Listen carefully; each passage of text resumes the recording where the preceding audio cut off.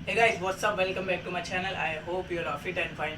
तो सबसे पहले तो आप सभी को रमज़ान की बहुत बहुत बहुत ज़्यादा मुबारकबाद। अल्लाह लाख लाख शुक्र है कि हम सबको फिर से रमज़ान देखने का मौका मिला। सब रोज़े रखेंगे और नमाज़ पढ़ेंगे, जितनी हो सके ज़्यादा से ज़्यादा इबादत करो, जितना हो सके ज़्यादा से ज़्यादा दुआ करो। पूरी दुनिया के लिए जितनी भी पेंडेमिक चल रही है और जितनी भी आफतें आ रही हो सबके लिए दुआ करो ताकि हम जल्द से जल्द इस चीज़ से निकल सके। And coming to the point, जो मेरा मेन मकसद था ये वीडियो बनाने का कि रमज़ान में बॉडी को कैसे बनाए। अब बहुत से लोगों को डर रहता है कि रमज़ान में हम बॉडी कैसे बनाए और क्या करना चाहिए, कैसी डाइट लेना चाहिए। बिकॉज रमज़ान में थोड़ा शेड्यूल सबका बिगड़ जाता है, स्लीप टाइम सबका बिगड़ जाता है, सबका खाने का टाइम बिगड़ जाता है। तो ये थोड़ा ऊपर नीचे होने की वजह से बहुत से लोग वर्कआउट करना भी छोड़ देते हैं कि एक रमज़ान के एक महीना हम लोग जो है वर्कआउट नहीं करेंगे। और बहुत से लोग ऐसे भी होते हैं जो ईद आने के चक्कर में, ईद में अच्छे दिखने या कपड़े पहने या मस्त दिखे, ऐसा हो जाएगा ऐसा हो जाएगा, तो उसके लिए भी कुछ ज़्यादा घस देते। तो ये वीडियो में बहुत शॉर्ट में काम की चीज़ें बताऊंगा, ज़्यादा कुछ रॉकेट साइंस नहीं है, आपको कोई डरने की ज़रूरत नहीं है। बस जो मैं बताता हूँ उसको आप फॉलो करो थ्रू आउट दी रमज़ान। मैं अल्हम्दुलिल्लाह हर साल के पूरे रोज़े रखता हूँ, 30 के 30। साथ ही साथ मैं वर्कआउट भी करता हूँ, अपनी डाइट का भी ध्यान रखता हूँ। तो वही जो मेरे जितने भी एक्सपीरियंस है मैं आप लोगों के साथ में शेयर कर रहा हूँ इस वीडियो के थ्रू। सो वीडियो को एंड तक ज़रूर देखना अगर आपको पूरे रमज़ान अपनी बॉडी मेंटेन रखना है तो सबसे पहले जो मैं आपको टिप देना चाहूँगा वो ये देना चाहूँगा कि आपको थ्रू आउट दी रमज़ान आपकी मसल को मेंटेन करना है। ना आप उसमें फ़ैट लॉस का सोचें, ना उसमें आप अपने मसल गेन का सोचें। और जो भी XYZ आपको है, जैसे मैं वेट गेन कर लूँगा या वेट लॉस कर दूँगा, कुछ भी सोचने की ज़रूरत नहीं है। ये एक महीने, आपने 11 महीने कुछ नहीं किया साल भर। आप एक महीने में अगर सोचोगे मैं ये कर लूँगा, ईद में मुझे अच्छा दिखना तो मैं गेन कर लूँगा, या फिर ईद में मुझे अच्छा दिखना तो मैं फ़ैट लॉस कर लूँगा, तो इस बारे में सोचने की ज़रूरत ही नहीं है। रमज़ान में आपको सिर्फ मेंटेन रखना है अपने आप को। मसल गेन होता है, फ़ैट लॉस भी होता है, वो भी आप कर सकते हो रमज़ान में। लेकिन मेरे एक्सपीरियंस में जितने भी यहाँ पर जिम है, जैसे जैसे मैं लोगों को देखता हूँ, जैसे लोग वर्कआउट करते हैं, तो मुझे ऐसा नहीं लगता है कि ये एक महीने में आपको कोई इस तरीके से गाइड कर पाएगा कि आप वो सारी चीज़ें कर सको। तो मैं अपने एक्सपीरियंस से बता रहा हूँ, मैं खुद ये फॉलो करता हूँ। तो आपको रमज़ान में थ्रू आउट दी रमज़ान पूरे एक महीने के लिए आपके मसल को मेंटेन रखना है। आप कुछ भी मत सोचना, ज़रा भी 3-5 करना ही नहीं कि मेरे को वेट गेन करना है या फिर फैट लॉस करना है, ये बारे में सोचने की ज़रूरत ही नहीं। आपको सिर्फ मसल मेंटेन रखना है थ्रू आउट दी रमज़ान। तो फर्स्ट मैं आपको ये टिप दूंगा कि आपको मसल मेंटेन रखना है पूरे रमज़ान के लिए। उसके बाद में अपने पास 11 महीने पड़े हैं, अपन उसमें फैट लॉस भी कर सकते हैं, अपन उसमें मसल गेन भी कर सकते हैं। बट रमज़ान के लिए रिपीट करा वापस से, आपको हमें सिर्फ मसल मेंटेन रखना है। तो ये है आपका टिप नंबर 1। सो मेरा टिप नंबर 2 जो है वो है डाइट के रिलेटेड, और ये हम सभी का आई गेस फेवरेट पार्ट होगा। बिकॉज रोज़े में हम लोग जो है दिन भर भूखे रहते हैं, प्यासे रहते हैं, और अचानक से इफ्तार में इतना सारा थाल लेके, इतने सारे फ्रूट, इतने सारे खाने, ले मालपुआ आ रहा है और कटलेट पाव आ रहे हैं, चिकन आ रहे हैं, नान आ रहा है, रोल आ रहा है। तो ये सब चीज़ देख के एकदम जी मचलाता है कि ये भी खाओ, वो भी खाओ, वो भी खाओ, वो भी खाओ। 11 महीने तो हमसे डाइट होती नहीं प्रॉपरली, अब एक महीने में क्या डाइट होगी। बोले चलो ये भी खा लेते हैं ना 11 महीना, लेकिन नहीं, यहीं पे हम जो लैग कर जाते हैं, यहीं पे हमारी गलती हो जाती है। बिकॉज मैं आपको बताना चाहूँगा बॉडी बिल्डिंग जो है ये गेम ही है, पूरे डाइट पे डिपेंड करता है पूरा गेम। जैसे कि अगर आपकी डाइट ऑन पॉइंट नहीं होगी तो आप कितना भी घस लो जिम में जाकर, बॉडी नहीं बनने वाली है। बिकॉज ये बॉडी बिल्डिंग गेम ही पूरा डाइट पे डिपेंड करता है। आपकी डाइट ऑन पॉइंट होना चाहिए, तब जाके आपके मसल ग्रोथ होगे। एंड बाकी जो भी चीज़ें आप जिम में जाकर करते हो, वो सारी चीज़ों का तोड़ मरोड़ कर जो डिपेंड करता है वो डिपेंड करता है आपकी डाइट पे।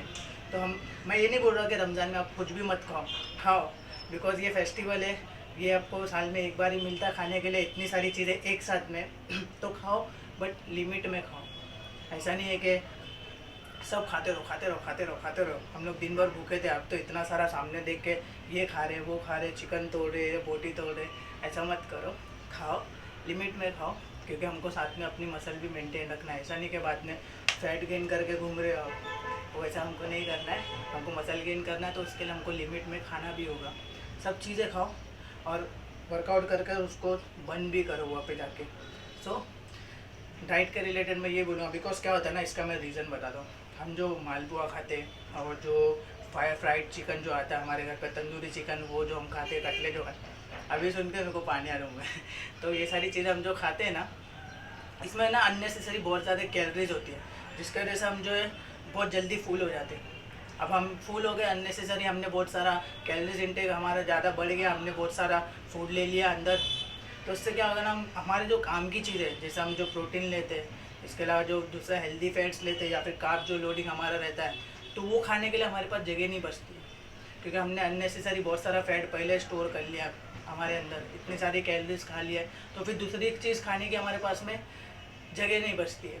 तो उसके वजह से वो भी खाओ, और जो हमारे काम की चीज़ें जो हम जो खाते हैं, जो हमारा प्रोटीन वगैरह जो भी दिन का रहता है बॉडी बिल्डिंग के लिए, वो भी खाओ। दोनों का बैलेंस करके चलना है। तो मैं आपको बताने का मेरा रीज़न यही था कि आप वो भी खाओ लेकिन ये भी खाओ, ऐसा ही नहीं कि वही सब ले लो। अब इफ्तार में आपकी डाइट की चीज़ भी ऐड कर सकते हो, जैसे कोई ओट्स खाता है तो ओट्स ऐड कर लो, प्रोटीन शेक एक ऐड कर लो, उसके अलावा खजूर तो रहता ही है, फ्रूट्स बहुत सारे रहते हैं फाइबर्स के लिए, तो आप फ्रूट ऐड कर लो। तो ये सारी चीज़ें एक बैलेंस बना के चलना है हमको साथ में। ऐसा नहीं कि सिर्फ एक ही चीज़ रमज़ान है बोले 1 महीना खाने का तो वही खा के ख़त्म करो। अगर आपका गोल वो नहीं है जो मैं बता रहा हूँ मसल बिल्डिंग का, मसल मेंटेन आपको अगर नहीं रख रहा है थ्रू आउट द रमज़ान, तो आप लोग फिर जा सकते हो। फिर अब ईद में मत ऐसा बन के घूमना, पेट लेके घूमना एकदम चर्बी वाला पेट। बट जिसको मसल मेंटेन रखना है तो आपको ये दोनों चीज़ें साथ में लेके चलनी होगी। तो ये है मेरा टिप नंबर 2। अब यहाँ पर है मेरा टिप नंबर 3। एक्चुअली मैं टिप क्या दूँ तुम लोग को, टिप तुम लोग सबको तो मालूम है बहुत सारी चीज़ें, बट स्टिल जो लोग को नहीं पता तो उन लोगों के लिए बता रहा हूँ। तो यहाँ पे मेरा पॉइंट नंबर 3 है वर्कआउट। अब वर्कआउट आप कभी भी कर सकते हो, मैं किसी को नहीं बताऊँगा कि आप कभी वर्कआउट करो, बिकॉज सभी का अलग अलग टाइम होता है। कोई फील्ड पे होता है तो कोई रात में वर्कआउट करता है, कोई इफ्तार के बाद वर्कआउट करना पसंद करता है, कोई तरावी के बाद वर्कआउट करता है, कोई एकदम लेट नाइट 2 बजे 3 बजे वर्कआउट करता है, उसके बाद जाके सहरी करता है। तो उस पर मैं नहीं बताऊँगा आपको कि आप कभी वर्कआउट करो, लेकिन वर्कआउट में आपको क्या करना है मैं आपको ये बताऊँगा।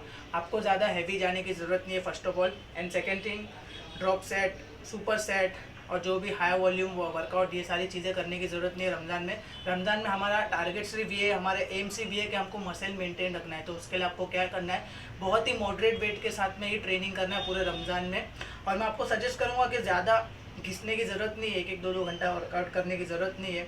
आपको आधा घंटा 45 मिनट रमज़ान में बहुत है। आप 3 से 4 वेरिएशन एक मसल का ले सकते हो, और अगर आपके पास ज़्यादा टाइम है तो आप पूरे वीक में भी ट्रेन कर सकते हो। अगर आपके पास में कम टाइम है तो आप जो है रमज़ान में 3 से 4 दिन भी ट्रेन कर सकते हो। मैं अगर सजेस्ट करूँगा तो मैं आपको सजेस्ट करूँगा कि 3 से 4 दिन रमज़ान में हफ्ते में आपको जो है ट्रेन करना है। इतना ट्रेन करो, और ज़्यादा हाई जाने की ज़रूरत नहीं है, हाई वॉल्यूम की ज़रूरत नहीं है, आपको सिर्फ एक मॉडरेट वेट के साथ में ही ट्रेन करना है। तो ये मेरा है टिप नंबर 3 वर्कआउट के रिलेटेड। अभी 3 चीज़ तो हो गई हमारी मसल के रिलेटेड, मसल मेंटेन जो रखना है। उसके अलावा इफ्तार में जो हम जो बवाल मचा देते हैं इतना सारा खा पी कर, फिर वो नहीं करना है।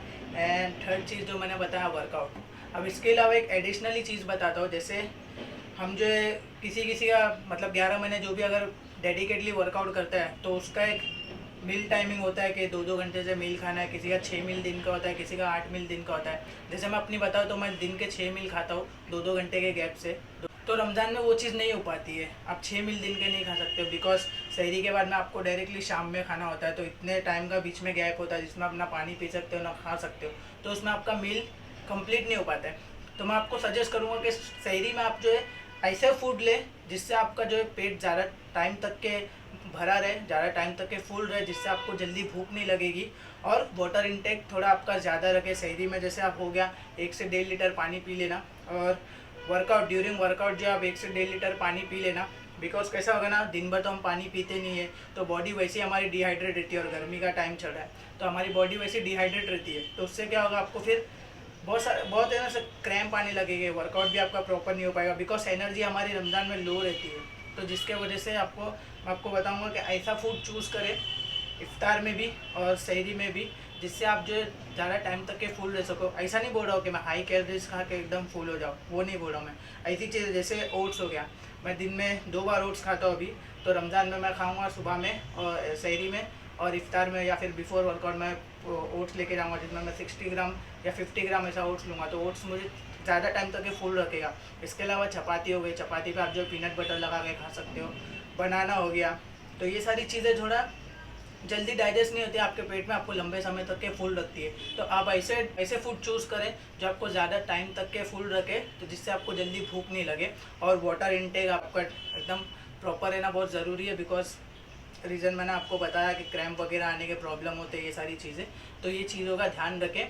एंड खजूर वगैरह ये सब खाना, ये रमज़ान में तो सब खाते ही है, लेकिन मैं आपको बोलूँगा रमज़ान जाने के बाद भी खजूर खाओ। खजूर खाने के बहुत सारे फ़ायदे हैं, वो आप लोग चेक कर सकते हो।